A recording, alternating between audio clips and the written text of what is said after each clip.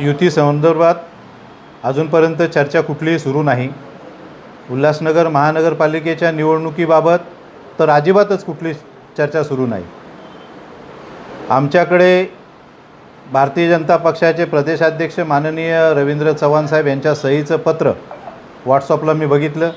एक समन्वय समिती शिवसेना आणि भारतीय जनता पक्षाची त्यांनी घोषित केलेली आहे, परंतु ती समितीची घोषित झाल्यानंतर महायुती झाली असं वाटत होतं किंवा होईल असं वाटत होतं, परंतु आत्तापर्यंत आम्हाला भारतीय जनता पक्षाकडनं बोलवणं आलं नाही, कुठला फोन आला नाही किंवा कुठली बैठक करा अशी चर्चाही आमच्याशी केली नाही।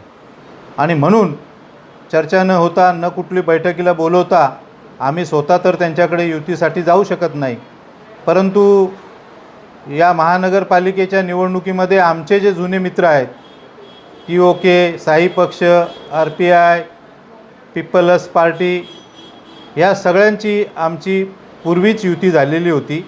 त्या माध्यमातून आमची चर्चाही झाली, बैठकही झाली।